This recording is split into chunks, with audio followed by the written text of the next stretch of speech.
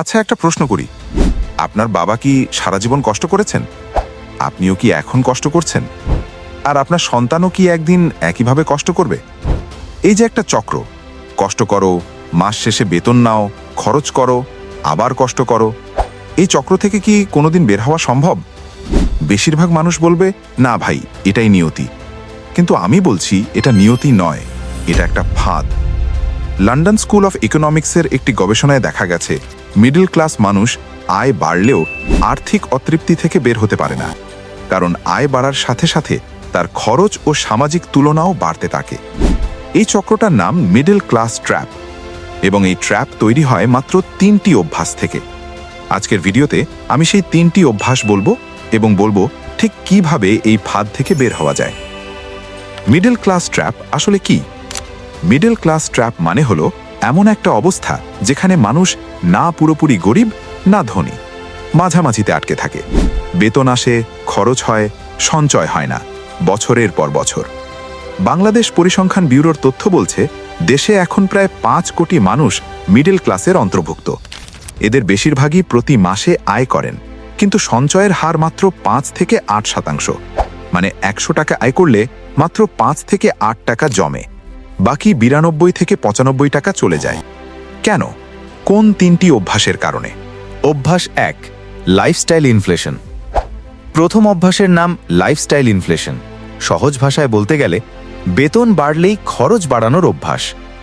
ঢাকার একজন প্রাইভেট কর্মচারীর কথা ভাবুন। প্রথম চাকরিতে বেতন 15,000 টাকা। ছোট মেসে থাকেন, রিকশায় যান, সাধারণ খাবার খান। মাস শেষে 2,000 থেকে 3,000 টাকা বাঁচে। কয়েক বছর পর বেতন বেড়ে হয় 35,000 টাকা। এখন ভালো ফ্ল্যাটে থাকেন, উবেরে যান, রেস্টুরেন্টে খান, নতুন স্মার্টফোন কিনেছেন। মাস শেষে বাঁচে 0। বেতন 20,000 বেড়েছে, কিন্তু সঞ্চয় বাড়েনি, বরং কমেছে। এটাই লাইফস্টাইল ইনফ্লেশন। বিহেভিয়ারাল ইকোনমিক্সের গবেষণায় এই ঘটনাকে বলা হয় হেডোনিক অ্যাডাপ্টেশন। মানুষ যত বেশি পায় তত বেশি চায়, এবং নতুন মানের সাথে মানিয়ে নিয়ে সেটাকেই স্বাভাবিক মনে করতে শুরু করে। সমাধান কি? পরের বার বেতন বাড়লে বাড়তি টাকার অন্তত 50% সরাসরি বিনিয়োগে দিন। বাকি 50% দিয়ে লাইফস্টাইল উন্নত করুন।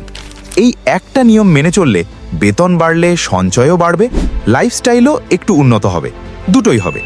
অভ্যাস 2, লায়াবিলিটিকে অ্যাসেট মনে করা। দ্বিতীয় অভ্যাস। এটা শুনতে সহজ মনে হলেও এটাই মিডল ক্লাসের সবচেয়ে বড় ভুল।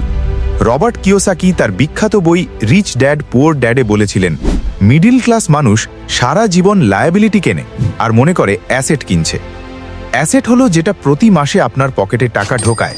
লায়াবিলিটি হলো যেটা প্রতি মাসে আপনার পকেট থেকে টাকা বের করে। আপনার ইএমআইতে কেনা গাড়ি লায়াবিলিটি, আপনার দামি স্মার্টফোন লায়াবিলিটি, ব্যাংকের লোনে কেনা বাড়ি যেখানে আপনি নিজে থাকেন লায়াবিলিটি। কিন্তু আমরা এগুলোকে অ্যাসেট মনে করি। লন্ডন স্কুল অফ ইকোনমিক্সের গবেষণায় দেখা গেছে, সোশ্যাল মিডিয়ার কারণে মানুষের স্ট্যাটাস কনজাম্পশন অনেক বেড়ে গেছে।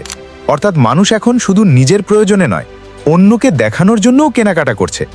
বাংলাদেশে এই সমস্যাটা আরও বেশি প্রকট, কারণ আমাদের সমাজে সামাজিক চাপ অনেক বেশি। বিয়েতে বড় অনুষ্ঠান না দিলে কি মনে করবে লোকে? নতুন ফোন না কিনলে সবার সামনে ছোট হয়ে যাব। ব্র্যান্ডের পোশাক না পরলে অফিসে কি ভাববে? এই মানুষ কি ভাববে প্রশ্নটাই প্রতি বছর আপনার লাখ লাখ টাকা সম্পূর্ণ অপ্রয়োজনীয় লায়াবিলিটিতে ঢেলে দিচ্ছে। একটা ছোট হিসাব করি। 80,000 টাকার স্মার্টফোন ইএমআইতে কিনলে মাসে যায় 4,000 টাকা। 2 বছরে মোট 96,000 টাকা।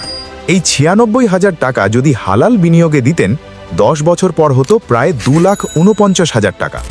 আজ থেকে একটাই নিয়ম, কোনো বড় কেনাকাটার আগে নিজেকে জিজ্ঞেস করুন, এটা কি আমার পকেটে টাকা ঢোকাবে নাকি বের করবে? যদি বের করে, সেটা লায়াবিলিটি। কেনার আগে 3 বার ভাবুন। অভ্যাস 3, একটাই আয়ের পথ। তৃতীয় এবং সবচেয়ে বিপজ্জনক অভ্যাস। আপনার আয়ের উৎস কতটি? হিউম্যানিটিজ অ্যান্ড সোশ্যাল সায়েন্সেস কমিউনিকেশনসে 2025 সালে প্রকাশিত একটি গবেষণায় দেখা গেছে, যারা একটিমাত্র আয়ের উৎসে নির্ভর করে তারা যে কোনো আর্থিক ধাক্কায় সবচেয়ে দ্রুত দারিদ্র্যের দিকে চলে যায়। বাংলাদেশে এটা আরও সত্য। কোভিডের সময় দেখেছি, যাদের শুধু চাকরি ছিল তারা চাকরি হারিয়ে পথে বসেছে, আর যাদের পাশাপাশি একটা ছোট ব্যবসা বা বিনিয়োগ ছিল তারা সেই ধাক্কা সামলে নিতে পেরেছে।